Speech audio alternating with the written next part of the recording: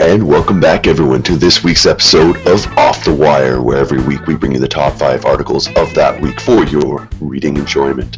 Our first article, and as always, everything here can be found on hoopslange.com. Our first article this week comes off realgm.com, and it speaks of how the Golden State Warriors had planned to walk off the court after tip-off in Game 5 had Donald Sterling not been obviously punished for his transgressions. This was something that I had heard a few times at Golden State, and the Los Angeles Clippers had agreed in private that they would boycott that Game 5. So lucky for us NBA fans and for the league in general that the NBA and the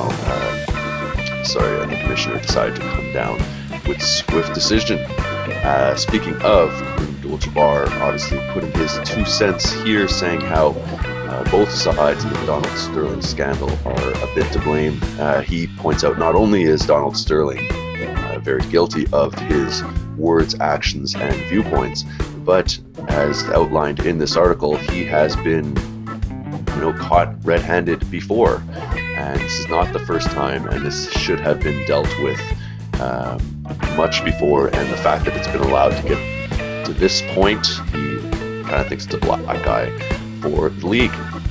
Third article here off our very own hoopslounge.com by Mr. Michael Grumber, our Technical Tuesday, going after James Harden and looking at his career there in the playoffs with not only the Rockets, but how he went with the OKC Thunder. So the Rockets not doing so well compared to the Portland Trailblazers these days, and perhaps James Harden's lack of playoff aptitude is to blame. We're seeing that with Dwight Howard, as it really can't be both of them.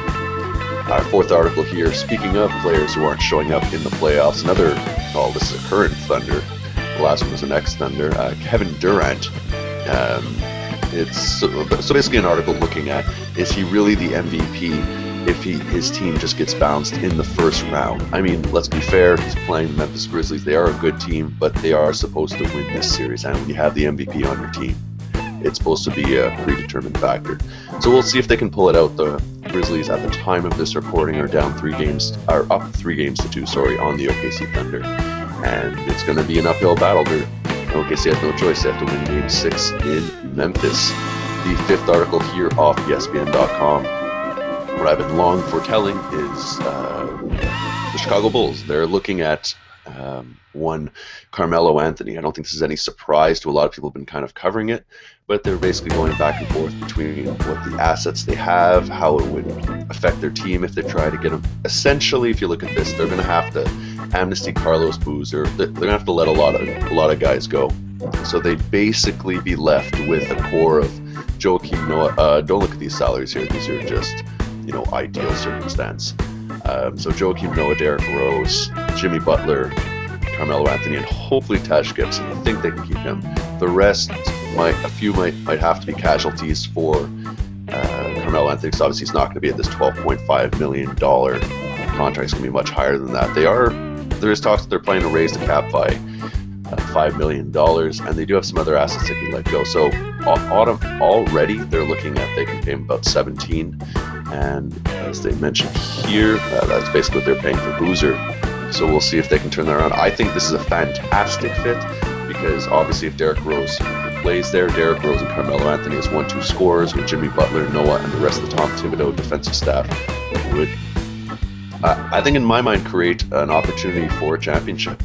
Okay, so that has been the top 5 articles, and you can always catch us here, like I said, on hoopslounge.com, where I do again speak of the Technical Tuesday article, our last the Hoops Lounge show here, where we spoke on Donald Sterling and much, much more. So as always, thanks for watching.